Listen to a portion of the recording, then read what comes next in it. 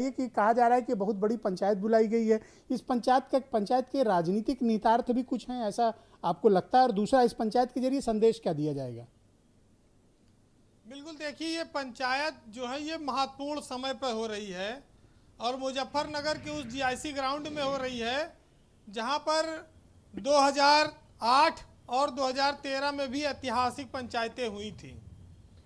ये पंचायत भारतीय किसान यूनियन और संयुक्त किसान मोर्चा ये बुलाया है इन्होंने, खाप चौधरियों ने, और इसमें हरियाणा, पंजाब, राजस्थान, हिमाचल, यूपी से 1 से 2 लाख के करीब किसान प्रतिनिधि और ये लोग आएंगे। इस बात की तैयारियां चल रही हैं। किसान आंदोलन से उत्तर प्रदेश नहीं, कई प्रदेशों में बीजेपी को नुकसान हुआ, लेकिन बीजेपी शायद इसको मानना नहीं चाहती या भांप नहीं पा रही। अब यूपी में ये मामला आ गया है और 3 महीने बाद चुनाव होना है। किसान आंदोलन से पहले पंचायत चुनाव पे अगर आप नज़र डालें तो क्या स्थिति थी, आज क्या स्थिति है। बीजेपी पंचायत चुनाव में किसान आंदोलन की वजह से ही बुरी तरह से हारी। वो इस बात को स्वीकार कर नहीं पा रही है और इस संकेत को वो समझ नहीं पा रही है, और अगर नहीं समझेगी तो फिर हारेगी। क्योंकि बहुत साफ है कि पश्चिमी उत्तर प्रदेश में देखिए किसान के पास कोई संगठन ऐसा नहीं है कि लठैतों कहो कि सड़क पे बाधा डाल दे और रोक ले और सरकार को ज़बरदस्ती मारपीट के मनवा ले। कोई सरकार से ज़बरदस्ती नहीं कर सकता। आंदोलन हथियार रहा है, वो अपना इस्तेमाल कर रहे हैं। लेकिन जब इनके विधायक जाते हैं वहाँ उनके ऊपर काला तेल फेंका जा रहा है, बीजेपी के विधायकों पर, जनता खुलेआम विरोध कर रही है मंत्रियों के सामने, तो ये संकेत क्या है? आप इसको कितनी देर में समझ पाएंगे कि आपके नीचे की जमीन खिसक रही है, आप उसको संभाल नहीं पा रहे हैं। उत्तर प्रदेश में सरकार को इसमें जल्दी से जल्दी पहल करनी पड़ेगी। आज बड़ी चर्चा थी, अखबारों में भी छपा कि आज गन्ना का मूल्य बढ़ जाएगा, आज गन्ना का दाम बढ़ जाए और आज किसानों को माला माल कर देगी सरकार।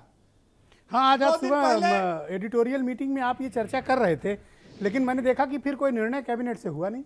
2 दिन पहले किसानों के साथ मुख्य सचिव की बैठक हुई, उसमें परामर्शी मूल्य बढ़ाने को लेकर काफी चर्चा हुई जी। तो आज कैबिनेट में यह उम्मीद थी कि यह पास हो जाएगा और किसानों को सरकार एक बड़ा तोहफा देगी, लेकिन वैसा हुआ नहीं।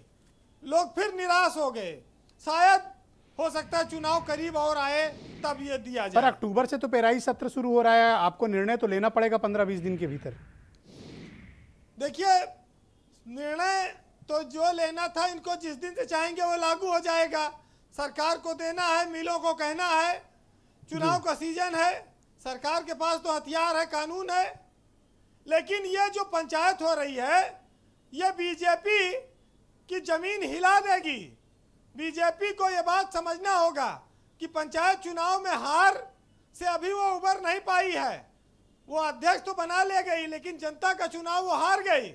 उनके अधिकृत कैंडिडेट हारे हैं। तो ये किसान आंदोलन का उसमें बड़ा रोल रहा है। और ये जो तीनों कानून है इस पर चर्चा करना नहीं चाह रही है। सरकार कहती है हम तुम्हारा भला करना चाह रहे हैं, किसान कहते हैं हमें भला कराना नहीं है। ये राष्ट्रीय लोकदल इतना आगे आगे क्यों चल रहा है, मैं समझ नहीं पा रहा हूँ। राष्ट्रीय लोकदल विधानसभा में उसकी उपस्थिति शून्य है। उसको ये उम्मीद है कि भाई जब आग लगी हुई है तो थोड़ा बहुत मट्टी तेल हम भी डाल दें, शहीदों में हमारा भी नाम रहेगा, किसान मदद कर सकता है।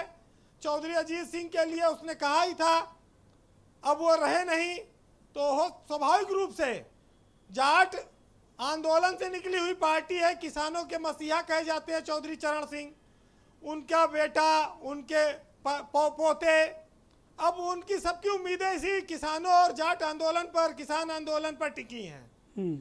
तो उनका जो इलाका है वो तो स्वाभाविक है, वहां पर वो सरकार को घेरेंगे। पर ये जो दावा कर रहे थे अभी आलोक वर्मा की 35 लाख किसान आ सकते हैं, इतना संभव है या ये कुछ ज्यादा कह रहे हैं?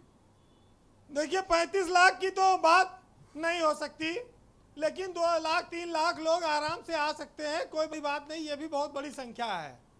आज के समय में जब कोरोना काल चल रहा है, लोग परेशान हैं, तब भी अगर इतनी बड़ी भीड़ जुटती है, संसाधनों का अभाव है। एक ज़माना था जब गांव से ट्रैक्टरों को निकलने नहीं दिया गया, सड़कों पे कील काटे बिछे, तो अगर इतने लोग आएंगे तो भी ये एक मैसेज है। सरकार इस मैसेज को समझे ना समझे, लेकिन हमारे देश का बड़ा दुर्भाग्य है कि ब्रजेश जी, जब ओलावृष्टि होती है तो शहर में रहने वाला आदमी अपने बच्चों को दिखाता है कि चलो छत पे चलो, देखो पत्थर गिर रहे हैं सफेद सफेद, बच्चों आओ। लेकिन गांव में जो किसान है, आप उसकी मनोदशा समझिए, उसका कलेजा कांपता है जब ये ओलावृष्टि होती है कि उसके पूरे जीवन की, उसके पूरे साल भर की कमाई बर्बाद हो जाती है, उसकी फसलें नष्ट हो जाती हैं। तो हम लोग जो शहरों में बैठे हैं वो गांव का दुख दर्द नहीं समझ सकते। इस देश में किसान और सीमा पर जवान, इन दोनों की वेदना पिछले 70-75 साल से एक जैसी रही है। पता नहीं हम इसको समझ पाएंगे कि नहीं। और संयोग है कि किसान का बेटा खेत में भी काम करता है और सीमा की रखवाली भी वही करता है। दोनों जगह ज़्यादातर किसान के बेटे हैं और उनके लिए सरकार पता नहीं कब सोचेगी, ये बड़ा आश्चर्य होता है। बहरहाल आज बहुत सारी बातें हो रही हैं जी। सरकार कहती है कि हम किसानों की आय दुगना करेंगे। कितने किसानों की आय दुगना हुई? आज तक यह पूरा नहीं आया। सरकार ने किसानों के लिए जितनी योजनाएं चल रही थी वो दिन ब दिन कम होती जा रही हैं।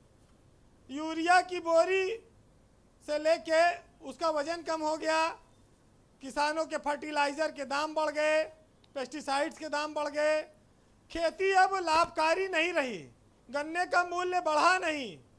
तो किसान को कैसे जो है आप संतुष्ट करेंगे, अब ये देखना होगा।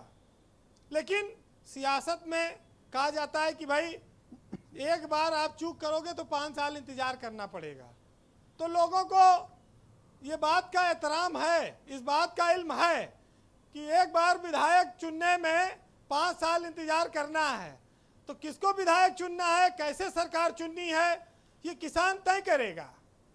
बहरहाल हम लोग जिस परिस्थिति में हैं, वहाँ गरीब के सामने रोटी का संकट है, किसान के सामने उसका हक नहीं मिल रहा है, उसके सामने अनाज का संकट है, अफवाहों का दौर है, बेरोजगारों के सामने रोजगार का संकट है, तमाम सारे समस्याओं से समाज जूझ रहा है। बीमारियों का आफत है, एक अलग है, बाढ़ ने अलग बर्बाद कर दिया, किसान को तबाह कर दिया।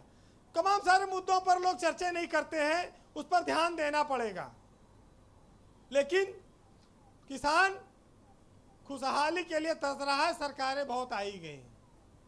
फिलहाल चलिए, हम तो उसको कहते हैं कि हमारे देश का प्रधान है जी। तमाम गांव में कहा जाता था कि या तो प्रधान या तो प्रधानमंत्री, हम लोग सुनते थे। इनका बड़ा महत्व है और कृषि को बड़ा प्रधान माना गया। लेकिन अब वो चीथड़ों में लिपटा है, उसके तन पे अच्छा कपड़ा भी नहीं बचा है और घर चलाने के लिए उसके पास पैसा भी नहीं।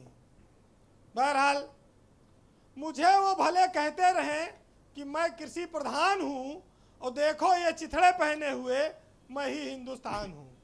जाति कर्म और धर्म से बस मैं किसान हूँ, पर हर नुमाइश में मिलूंगा क्योंकि मैं चीथड़े पहने हुए हूँ। और पेट भर रहा हूँ देश का, पर आज अब तक परेशान हूँ।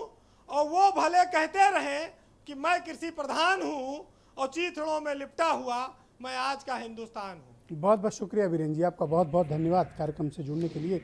चौधरी पुष्पेंद्र जी, मैं आपसे समझना चाहता हूँ कि 8 महीने हो गए